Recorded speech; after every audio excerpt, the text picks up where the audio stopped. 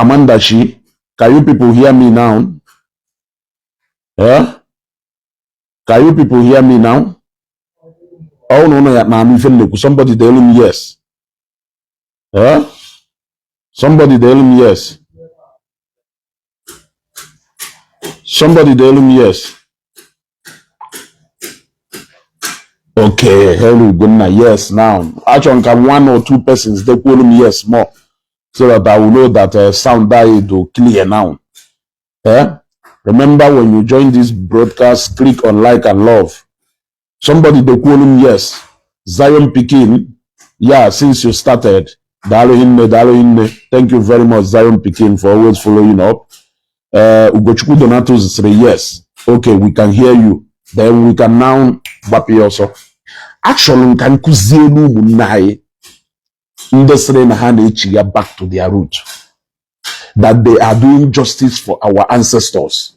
That na nande okabialu eme kande baishe for our ancestors. We brand there our ancestors evil.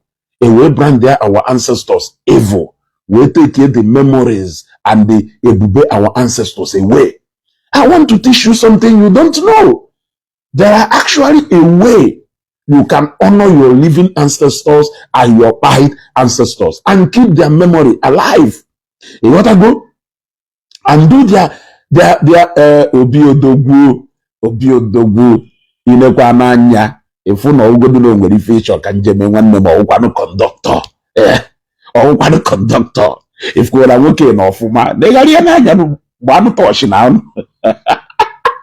achọrọ m igosi oke gara ife ntị ịghọtago oke n'ọlụ mụ onwe ide emepe ya anya obi odogwu and m emepegide ya anya ntị na anya ya eghele oghe ka ọ ya wee naanị iyi ka ị ghara nsị na agwaghị agwa.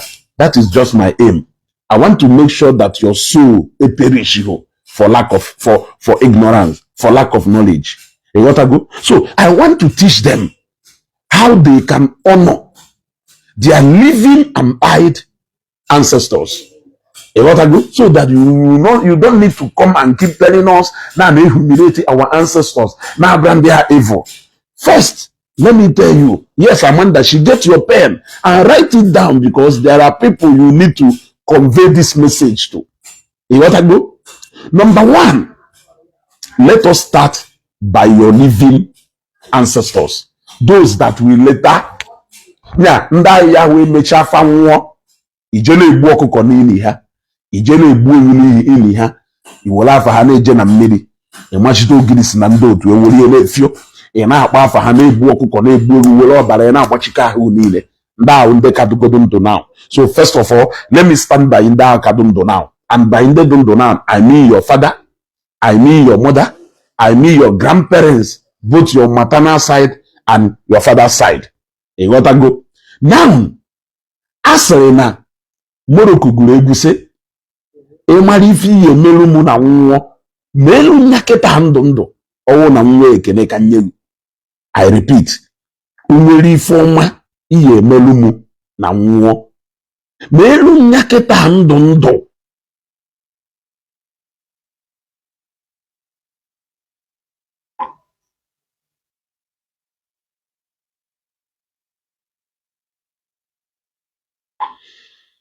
A minute. Yes. Osimu. I wonder I always see myself laughing even when hearing topic for the day. Yes, of course now. Mwaluchiga munne Imari foma iye melu nyaketa ndụ ka ọ yawo nwe ekene kanye. So first of all, start appreciating them now that they are alive. Imari fe ya wi melu keto odundo obi angri ya na-akpe. Imari fe ya wi melu nnago keto odundo obi angri ya na-akpe. Imari fe ya wi melu your grandfather and your grandmother, your grandparents from both sides keto hadundo melu ya keto afadundo.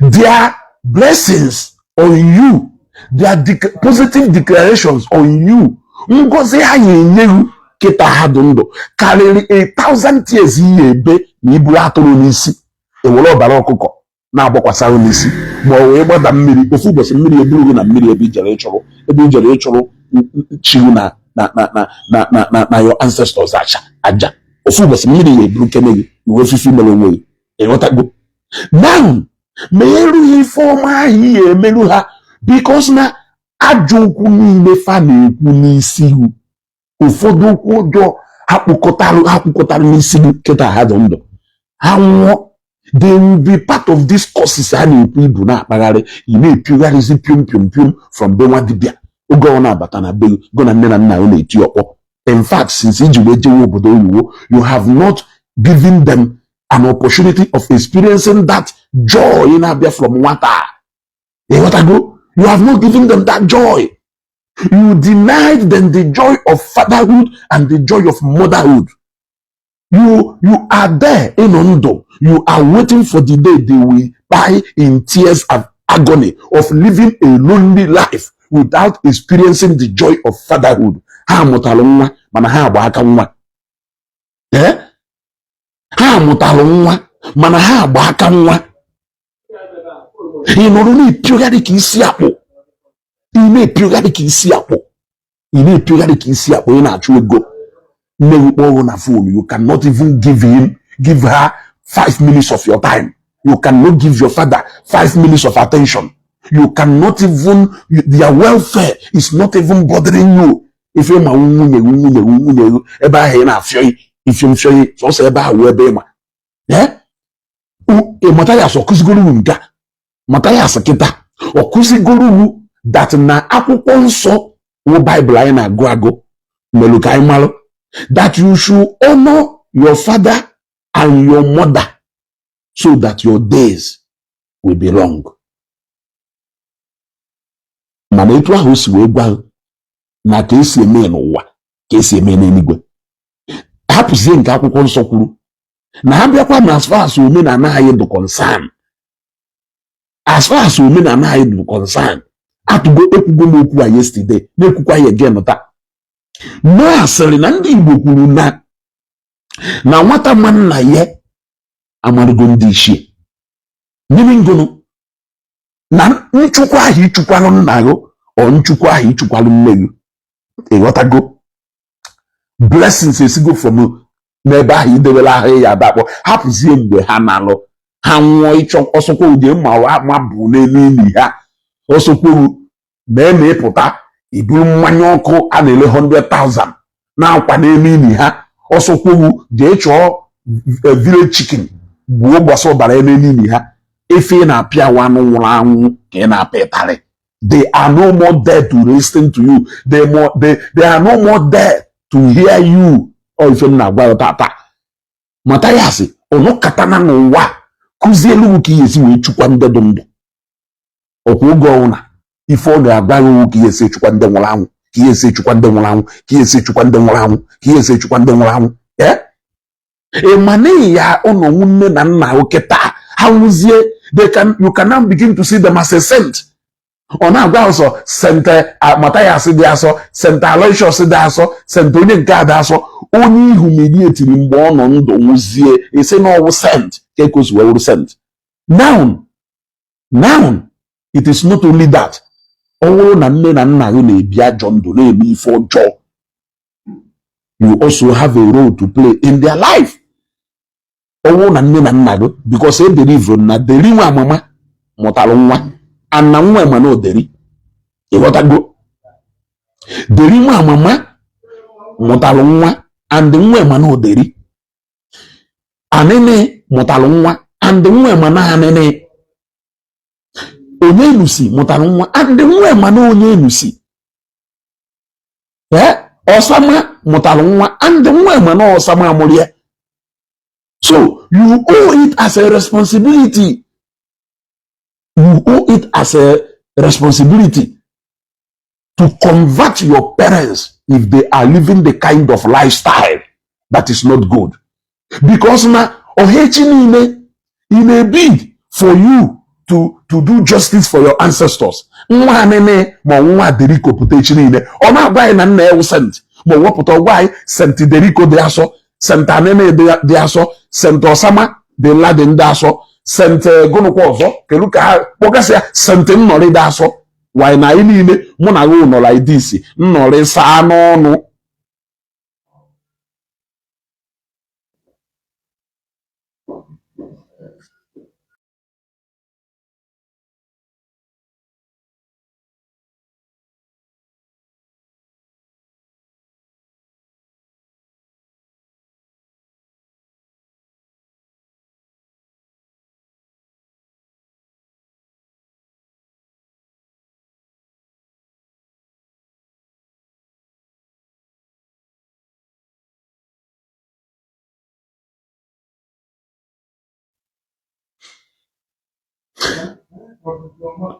You want to go? So let us continue. Guilty. You owe it as a responsibility to help your parents now. Hey, may go the best they can do for you to raise you. Now, you will now begin to also look into their life. It is now left for you to reciprocate that gesture.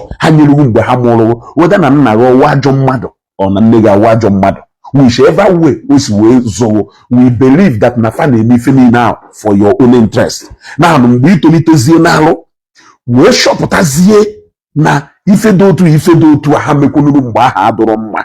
For example, o nwere some behavior or some ajọ omume nna ya na-eme, just like ndị nna na-akpagharị jenedi na-ejasi nwunye mmadụ. Ịma na nna ya na-eme ụdị ife ahụ. Ịma na nna ya aha eji anya afụ nwunye mmadụ. It is now left for you to assess the life of your father and now begin to look for a way you are going to impact his life positively in a way. It is now left for you as a duty to change him, to now begin to live like a saint. Because a package as a saint. Saint Bobrisky Daso, Saint James Brown Daso, Saint Kelunda Bugasere Mado, a lot of them in the Mado intentionally. Saint Ishie Jemabrum Mado, Nese Video, Saint Ishie Daso, a lot ago, Ijebustala Hanchanine, Ayane Neneha, Saint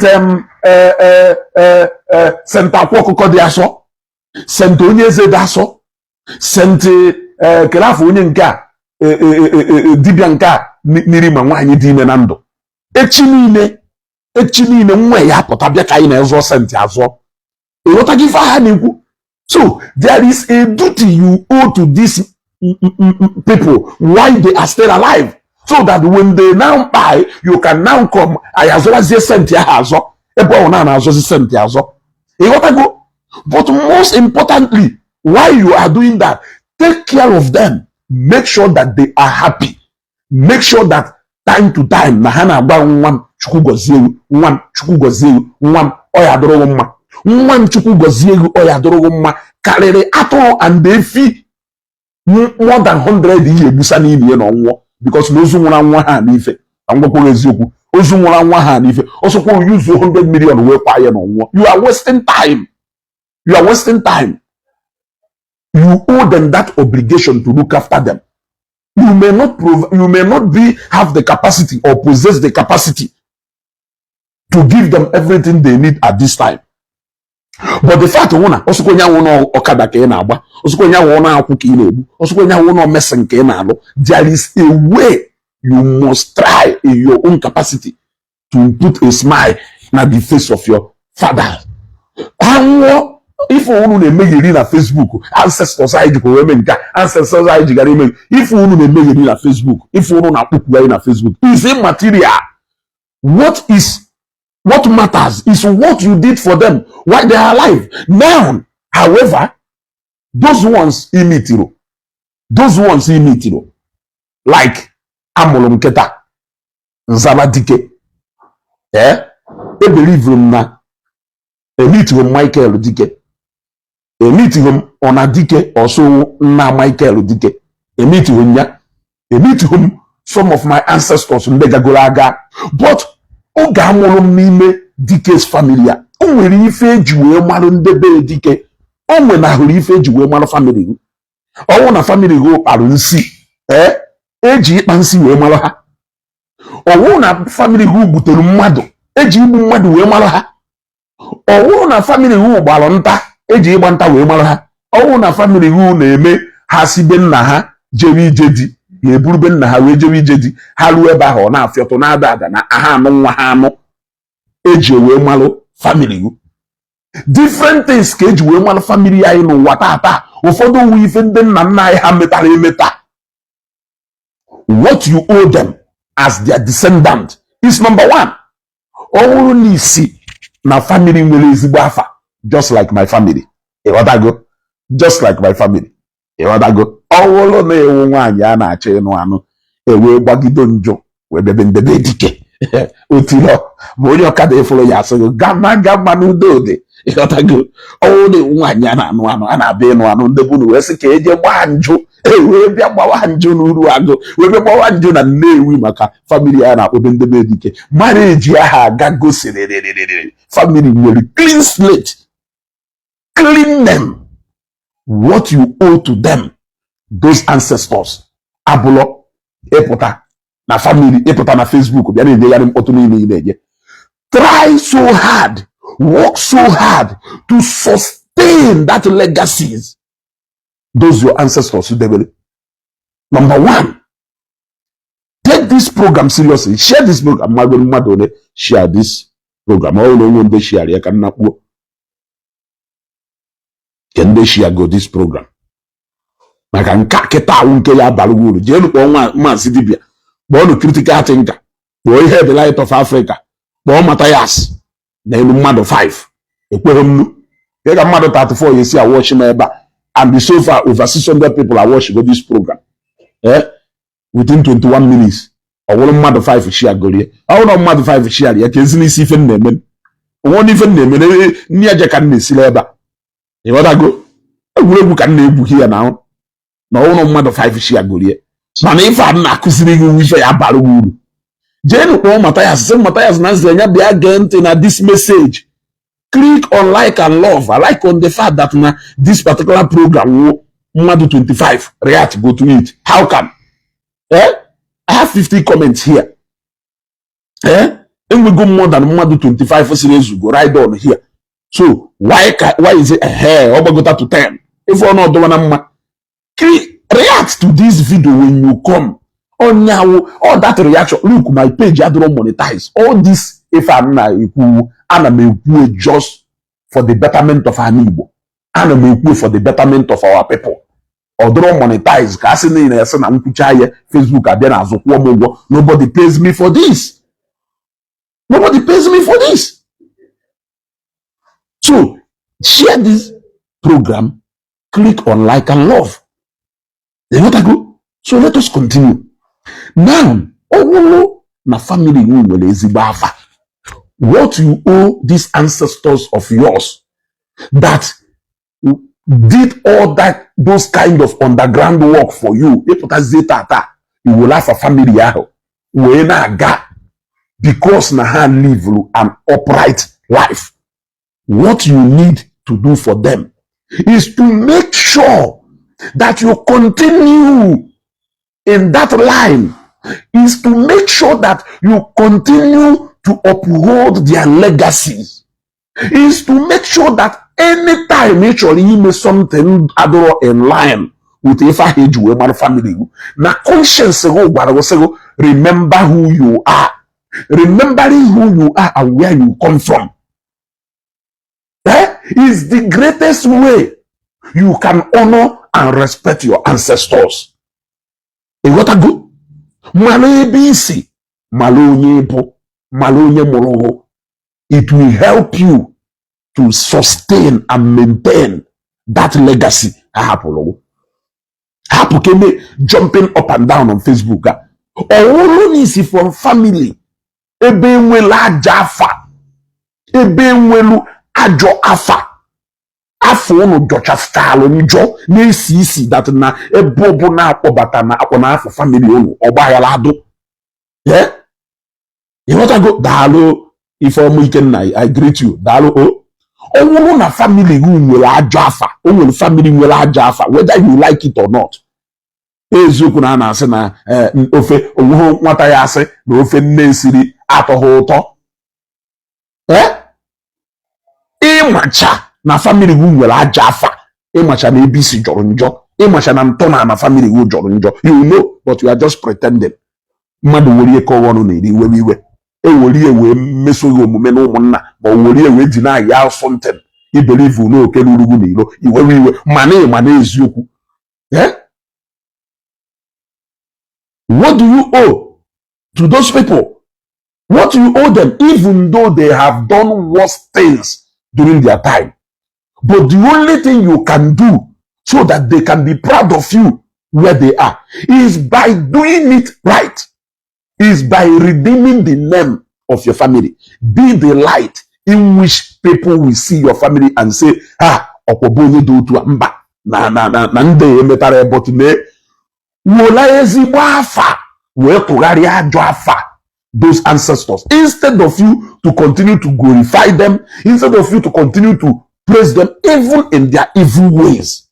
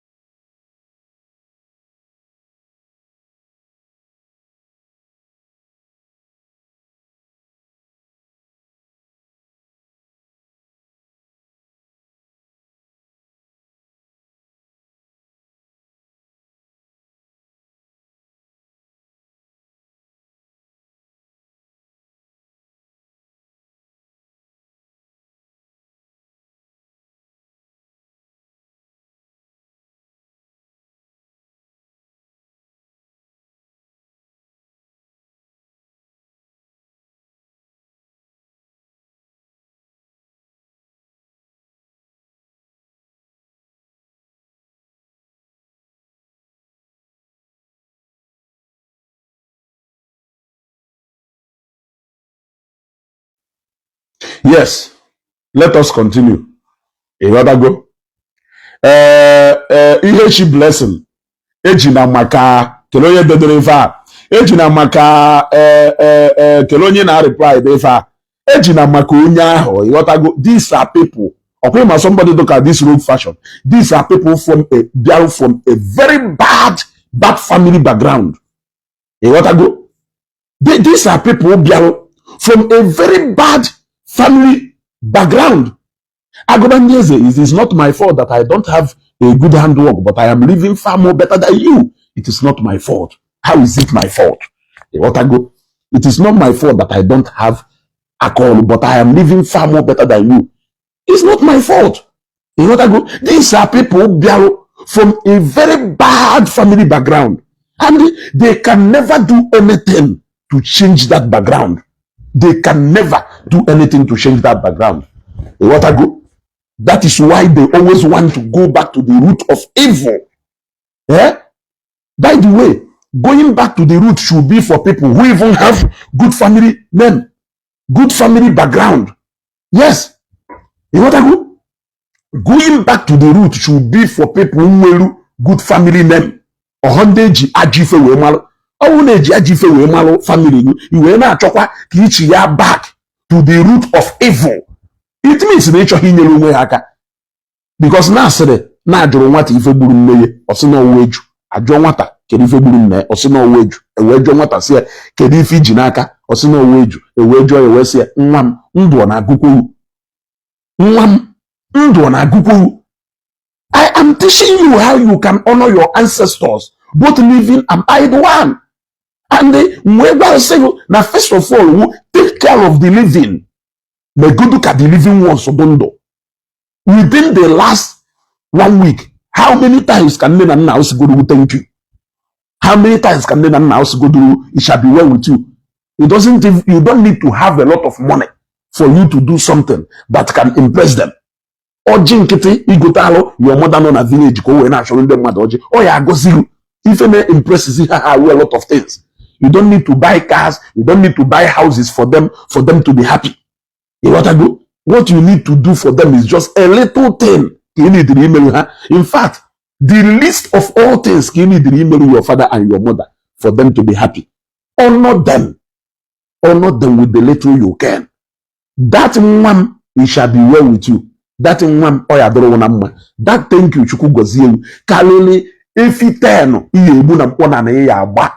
Iwe kponata, isene na kponata onye nyoro wo wa, kesene na akpochigata shigu, kesene na ebubata okube nna, kesene iji enye shigu nni, iji enye ndị na ancestors nni. Fini now waste of time and energy. Then look at what you can do. No wolo na fa noro zindo. Owulu na unu nwere a good family name. Owulu na ndị ancestors ga they will ezigbo ntona na edu family uwe tata. What you owe them is to protect that legacy. You must have to continue from where they stopped. Only if you mara abolo. Never ekwekuna ka ife end ya n'ebe no. Don't drag na ejena no katakwe ko wolo ngo ka epensu ye eji we gbotoko afufu hatalo because it took them a lot of sacrifices and denial for them to maintain that clean slate on today. Let it not end with you. Make sure that even in your own time that it continues. You are honoring them because they are happy wherever they are. If they at all they see us, they are happy wherever they are. You don't need to boil, you don't need to boil. What you just need to do is to continue in the legacy. Because na uzuo himbo on the man uzuo iwena nne akuna ka ọ na-agba wuru n'oso na ụmụ nwaanyị na nọ na di mana ha wụọ na di achọ di ịma na hụ ntọ na eji wee ma family unu maka na anụ ka na-ekwu elu ejikwa n'ebe a je nụrụ nwaanyị ejikwa ịgba n'ilo wee mara ha ejikwa n'ebe a je nụrụ nwaanyị ụmụ nwoke ekwekwana ka anụkpu nwa ebe a ejikwa ịgba n'ilo wee mara ụmụ nwoke ha biko sikwa na family ahụ gbafere pụọ ha bụkwa aka ọbara ha na-egbukwu mmadụ biko sikwa na family ahụ gbafere ha na-emekwa ife dị otu a ha na-emekwa ife dị otu a ịmachi ife niile. What you owe them now is to right the wrong of yesterday. They will be happy to stay where they are and see that now if family and go out their descendant has corrected it, and the moment the people will be doing that family, they are automatically happy where they are because have believed that you have done what they have not been able to do. Because what are we even saying? The dream of every father is for where to do more better and never to fail fail. That should be the dream of every genuine father and mother. Now, if you have successfully done this by correcting the wrong they have done, because you can't continue, you can't just come and brand the perima. See, I innocent call or they're possible. Only a terror call to the people of the society born on do. Epota, no sent call or sent even ngoma. Continue in your evil ways. You cannot be a saint. You cannot be a saint anywhere na anigba. Ebinde mmadu mayo mani terror. Ebinde mmadu mayo emokoka derimu amomasi we terrorize oboda. Emokoka deriko, the popular deriko si we terrorize oboda. Emokoka cheka we si terrorize ndebe ha. Emokunda mana ha wo terror. The moment you remember the hand on obodo, moto bata, because of now how evil people will pride even in committing evil.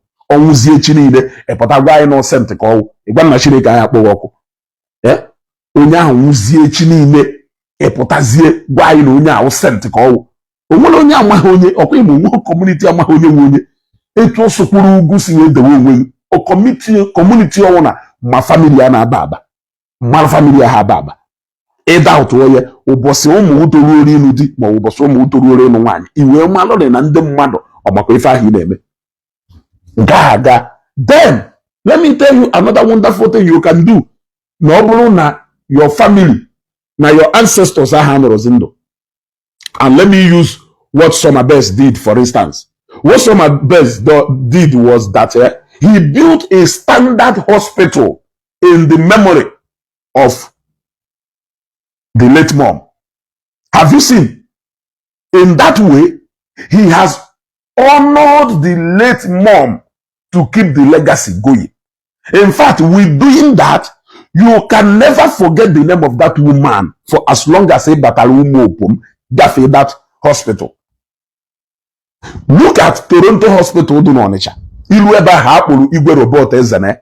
If you have ever set your foot into that hospital, there is no way everything about the late Robert Eze. That is another way of keeping the memory of your ancestors alive. Look at Epotahana roundabout Newu. If the late Wafurizu Ebapuria. You must ask somebody, please, who is this? The late Wafurizu. The first so person. So the moment Newi immortalize the Newi happen memory of that life. If ever Power Mike, even without you having a knowledge of who Power Mike is, the moment you take Hananani junction and ask, please, who is this man? I download every history of Power Mike. These are many ways in which you can immortalize your ancestors. You can memorize their ancestors. There are a lot of schools today. There are a lot of motherless babies home today. There are a lot of foundation today. Jane or if even can be in the memory of their mom. Go there and look at what they did in the memory of their mom. You want to go? Go there. You will see what they did in the memory of their mom. Are you telling me that now after you feature? Yeah? You feature? Jane or if they be ebeni and make off all Charlotte shopping mall. They are for my man. Shopping mall. They are for mama. So even after mama no chalondo, the memory of mama had to go alive that people can never forget about her. People to hear about because Kelonia Deva. And he is doing a lot of things for people in the memory of his late mom. Because usually when you immortalize people or when you do something in the memory of people, there must be a part of the services and a render there. Ye fiti. You something humanitarian to help to keep the memory of that person alive. Among the water even the now. Or the water hole, a jaw. There are so many things you can do to keep the memory of your father, your late dad, and your late mom alive. Here put on a Facebook, you got him auto justice for your ancestors. Justice for your ancestors. Go look at family. Go look at family. I am asking you. Or give me the family cultural special. And I'm ajojo. And they motorize in the bundle self. Or who's in the one. You know what I go? So these are things you can do if you feel that no. Look. And for those people, their parents built a very bad life beforehand. You can also use this form. You can do some humanitarian service in the memory of your late dad or your late mom. People will benefit. You push smiles in the faces of people. It will right the wrong of yesterday. And they will be happy wherever they are. This is what we do na Facebook. A discover a discover a discover I will ask you a question. Can last in and some of you know, if I ask you, you have not eaten a phone for the past 1 year or 2 years, or less than here. Only if you may read and sustainable. And that is to show you that if you don't eat this food here, you can also eat that food the other place. You know what? So, see how sound is like a broken record. This going back to the root agenda, you must have to first of all check the root where you are going back to. We cannot continue to tolerate Ipirimas in your fight. You don't need to go back to that root. You need to deassociate yourself from that root and rewrite the wrong. You need to create a new route and a new track, a new path for your family to follow. That may be the reason why you cannot continue to walk in the path of darkness. You want to go back to the root of even the mother. Only Gonsi or Nananago, Gola Jogo, Koa Jogo, Amaria non Agonsi, Maria no. You are telling us in this 21st century that you want to go back to the root of that evil? Is it even possible? This is the time for you to create a new path. That family merge into that new path. Let them follow the light and forget about darkness. I don't know. Oblo legacy needed can keep. Oblo legacies needed can fight. So legacy should be left in the grave. Let it stay there because it is not of good. It is everything evil. So some legacies should be left on an enemy. Let them rot. Where? There. Oh, some of you, let's celebrate all you. Don't you know that now some of you, when your fathers or your mothers, when your grandparents died, that people were celebrating? Oh, no, now some of us know here. No, well, some of us, or grandfather or great grandfather, people celebrated the same way as you're celebrating Kebuari, simply because now God will not get rid of one big evil. And not this 21st century, now one them mother nature each year back to what people have forgotten. Yeah? So sometimes sit down and analyze the message. And now some of our ancestors, does it mean you want to go back to the path of that evil mother? And now can condemn a whole lot of people go hosu. Today they are living in that Alpha Agoloha. Where are the people? Where are the people? Yeah? Now Genesis Ezugo. Now only women they follow you because they lack critical thinking. I am happy that non do Jaka a woman. I am happy that now woke to Kaubuamu never only a woman. So I assume that now know a woman. Hey, what I go? That is how we follow you. Where they say, as you go, why not? Sunday Zion they follow. Mother, where you a question? Where say, are you a Zion member or Sahaza or Kawan? Hey, what I go? So Mrs. General ladies, Mrs. Call lady, telling the to you, Kawada, go on, I tell you, what I go? If you come home, we can go. They get on.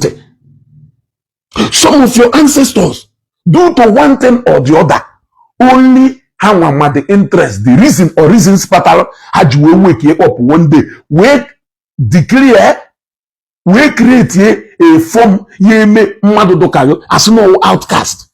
E wezi ni ye jeba anwani na kuna ha ye meko ha we no do kanda amapo. Yeah? Yeah? Ha we no January na my message in our hunt to let it hunt you for good. Of what use can my message you if it doesn't hunt people like you? In fact, when I see people like you aggressive, I will know that because if you don't belong to any categories of this, if I knew, you won't be angry. Yes. For example, Owuni is from family were good men. Their ancestors, so they were good men and good legacies how they follow. I don't see why you are going to be upset. I don't see why you are going to be upset. Or see Ibu from the Bible. Does that justify Ibu? That is the question. Whether Ibu from the Bible, Kobido na Benam, Kobido from Benam, Ibu is Ibu, and they should be condemned anywhere. Yes, it should be condemned. So it is not even all about Ibu Kelebo Bido, but that is the problem. When it comes to Yegono, Nandosha Burunde Bisiocha, Konaha Bunde Bisioji. Does that justify the reason why you should be eyeing somebody in an Igbo here? That is the ignorance I don't understand. It is more like Nana down in Agonsi. It say, no one came in Agokwansi. Does that justify that evil act? Evil is evil. Are you trying to use na-egburu mmadụ na Bible wee justify ya na ndị be anyị nwere ndị ha gburu due to one kind of barbaric culture or tradition? Ụfọdụ melu because of their selfish interest. A lot of people today are suffering the pain of Nancy and how outcast. For what? Somebody memono etu mesi we mo. They are suffering, bearing that stigma. It is a stigma. How are we going to correct it in this 21st century? If not because of what we are doing. Enlightening people. Na kowarin the mother. That no bro na mmadụ do good. No nya do good. Telife ụfọdụ n'ime family na oppressive. So that some of those things our ancestors did, they did it because of their personal interest today or culture and tradition. Why are you saying that when people saw light that they cannot change some of those barbaric traditions? Because it was programmed to benefit the few. Now, ndo kenye nozi na village ararowana oshozie ka okpala amago shozie ka oriege penando ejo omewuwe kola nsi bunu mo ụfọdụ ka egburu nwa ha nke izi gbuo nwa ha nke ịbụa gbuo nwa ha nke ịtọ na-egbu ka egbuo nke ịnọ ha kpọkọrọ famili ha gbapụ ọsọ gbaje ebe ha gbajeruru ha ebe a agụọ ha osu because na then na ụka abịa bụ so ife people ụka na-afụ asa ebe mgbaba ha awụ na alụsị so ha gbarụzie gbakwuje alụsị for safety ewee gụọrụ ha alụsị ha nọrọ ebe ahụ na-aza afọ ahụ wee ruo taa and you are happy. A na-ekwuye ọdụka ya sị na ife a na-ekwu na amahọ nke igwe ejima do very very clean n'anya hụ ịma ịnụrụ ya ịma na omere eme ụfọdụ ụmụ ejima survive ya you can still see some of them or ndị canon do today they will tell you their history onweghị onye amahọ afa nne ya were akpọ mama or mommy. Go. So you know, now all those evil where people when they job wee ike mgbe ahụ ha gbugidoro mmadụ a na-atụghọ egwu n'obodo o nwere ike ọwụli isi from the descendant of such a person epụta today ị na-agwa anyị justice for your ancestors, justice for your ancestors. You want to go back to the root to continue to perpetrate evil in the land. Ịmarọ ịchọbụghị ịzụ onwe ndụ ịghọtago ịmahụ na ịchọbụghị ịzụ onwe ndụ. There are some roots you better disconnect yourself from. There were a lot of people who change the surname. How change the surname because they understand the root and the reason battle ejiwe bafa ejiwe ba afa onwe family na nnewu ya mgbe ahụ ọnwụ nọ na-egbufa ọnwụ na-egbusisi ụmụ ya niile ha wee wolu ego wee gbanwere ndụ ha wee dọwa ndụ mana ha daziri ụbịam ha wee chenji afafa wee zabazie afọ ọzọ ma ya akpọ afa because na mkpọ afa ahụ ụfọdụ ndị na-awọchi m nwere ike mara ebe m na-ekwu ha wee chenjie afafa wee zabazie afọ ọzọ nna ha mgbe ahụ wee sị ka ma ụmụ ya anwụ o wee wolu ndụ wee gbanwere ego ịbịa be ha niile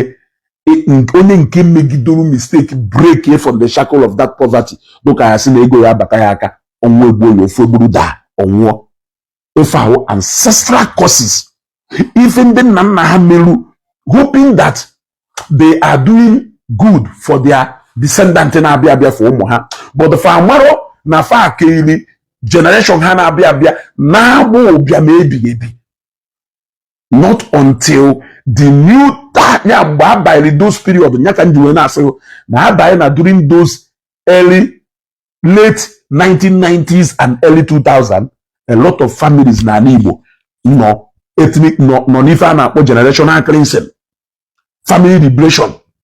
I remember Sembat Deliverance and Healing Unit in the Sembat boss si ha na abana so many villages ebe a na-eje break ancestral causes. A way massive light springing up from everywhere.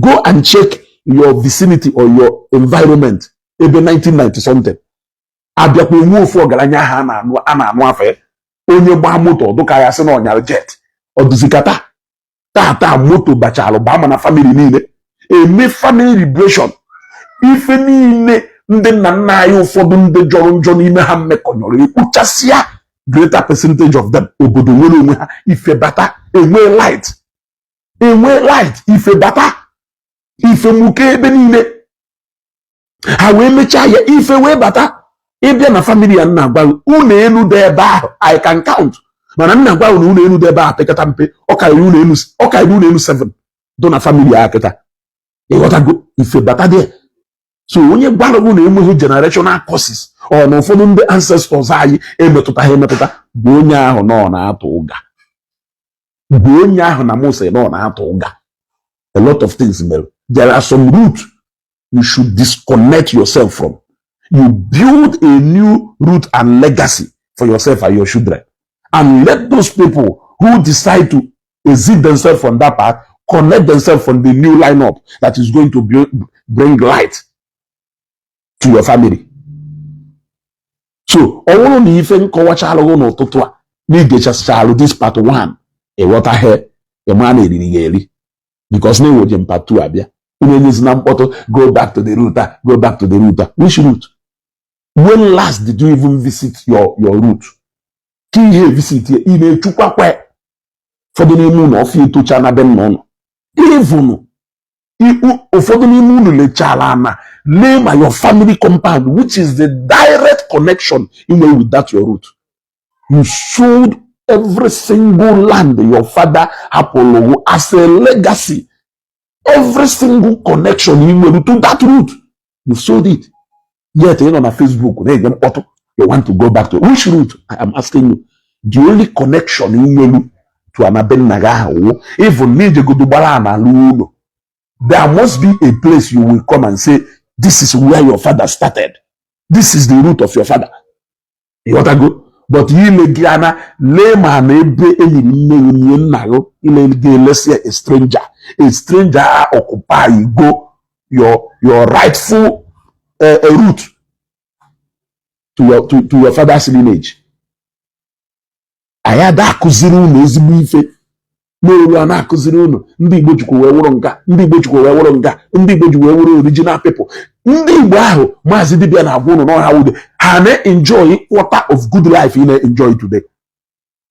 Today when you want to travel you enter on executive vehicles. If it is a place that is far, you book your flight. You pack your clothes in a very nice briefcase. You have nice set of dresses that when you wear, people will admire you. When you have money, you build a nice house. You have a business you can do from the comfort of your home. You are enjoying more than those ancestors are about. Some of them will wish that Nahab exists in this time, and this is what they wish for you, because life wasn't easier for them then, but they also were trying to survive. So the life you are living today is what them themselves wished you. It's what them themselves wished you. Onweghị nna nya no Mercedes anya ụkpana ya chọka nwa anya kwa Mercedes anya ụkpana ọ ya chọka ngwa nya GLE nke ka anya ụkpana ahụ nyara mma. Onweghị nna biri n'ụlọ aja ụpa chọrọ ka nwa continue biri n'ụlọ aja ụpa ọ chọrọ ka ibie na duplex afọ n'ichiri ọfụma. Onweghị nna lụchala ụlọ kụọ gbamgbam na-ata nchala chọrọ nwa eluchi ụlọ ka ọkụkwa gbamgbam ọ chọrọ nwa eluchi ụlọ ka ọ kụọ metro ties ọ ife ọ chọrọ. Ịghọtago? So we should be progressive in thinking and not retrogressive. What these guys are doing is taking us back to the Stone Age days. And to be honest with you, with the kind of society and the community I now advance into. Remember, we have moved into a global stage where we now live in a global community. So where they are taking you back to, you don't have any need for that. You don't have any need for that. We are even moving to a time where naturalization will be the order of the day, which is going to, where you migrate and go, that place you naturalize. If you want to go back to that routine, it is your choice. Look at a lot of women now in Obodo. How many of them will find their way to this route? They will definitely live their life in America as the son of Emeka from Umunze. They will definitely live their life in China as the son of Nonso from Ekurumiri. They will live the rest of their life in UK as the son of John from Nkelefi. But they can never come back to Nkelefi. A lot of women now go to na different African countries. Ije na Cameroon, etu akumu ndi Igbo si wee gasara. Ije na Mali, ije na even Zambia, etu akumu ndi Igbo si wee gasara. 70% of them can never find their way back to this route again. In around the 21st century, where people live and adopt where they find peace, it cannot drive back to those ancient days. Chinua Achebe documentary those right up so that you know. It is important that you know where you are coming from. Never to go back to that place, but it is important to know where you are coming from. That is why Ogalanyo Wona Ma Ebo Bidon. But if you ask them a question, do you wish to go back to that place? They will tell you no. So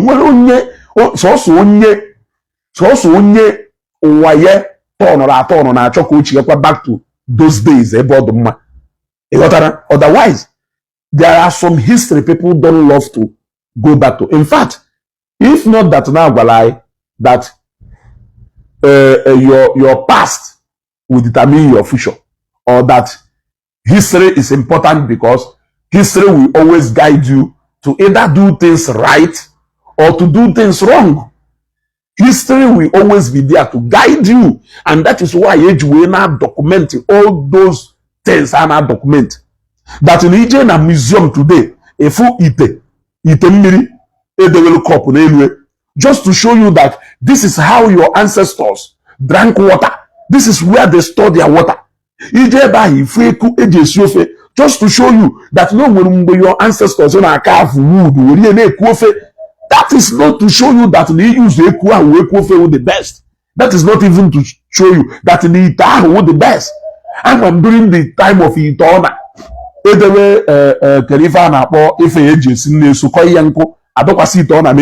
today, even those people who are not into catering, those people who are catering, they busy gas will only few people can have na hatch or jollof rice can have 2 uni, na hatch or only Sri Lanka, na hatch or million shoot na stream. Yeah? Only few people can I think in such a way. Otherwise, why suffer yourself to go down to the stream when there is a borehole in your house? Why even bother to go downstairs to go and fetch water when water can run from the comfort of your bedroom, from the 3rd floor of the house? That is the era we are going to. Stop taking us back. We need to know what happened in Aguleri. We need to know how Agukundi came into existence. But those memories we don't want to go back to because we don't have any need for that. I only need to know how my father came into existence. I only need to know who my grandfather is. I need to know the history of our family. But going back to that place is a hell no. You can't even survive if you go back there. Do you think you can survive? Even right now, in your condition, you are still finding it difficult. You still want a good life for yourself and your family. Do you think you can survive quarter of what those men survived those days? They survived those days because there is nothing they could do. There is nothing they could do. 90% of people will never wish to go back to their past. Who are this new generation of old blood that are trying to penetrate and infiltrate into the system I know today? Who are these guys? Yeah? When you see the thinking of Ihede, he is thinking like a man from the Stone Age. When you listen to Matthias speak, I laugh. And if you are listening to him and seeing sense in what he says, you are actually more funny than him. when I listen to Mazi Dibia, the worst of them all. I don't even know the group of these people who never really share up. What do you aim to achieve by that sharing? You are living almost 30 years of your life in America, and you are there listening to a man who is telling you how original your people are, how your people are the original owners of this land, how your people are the chief engineers, how civilization started from your house, how your people are the head in everything. Yet you abandon that land so long, and you are finding a good life in America. I wonder why you are still living your the etymology of the word. You always want to trace every word to Africa, to an Igbo here. Equal God, you go and tell them the etymology of God, the word of God. Equal fan, you go and tell them the etymology of the word fan. Equal come, you go and tell them the etymology meaning of the word come. What does it mean? I am asking you, what does it mean? I want to know, how will any of those nonsense benefit you in the world of today? We have left the stage I know now. We are going to jet age. During the time of Stone Age. What are you going to be doing with the etymology of the word gospel? What gospel means in English language is what you understand. Go and read the meaning of those words in English language. If it means something good, it is good. It is good. Yes, that meaning we do. But when you the etymology meaning of it, yes, I may borrow capital from Capital Oil. I may borrow global from Esugo Global. I may follow incorporated from the name of another businessman. I borrowed these three words because I saw it first, or I heard it from the business names of these people. I joined Zenia together, or Capital Global Incorporated.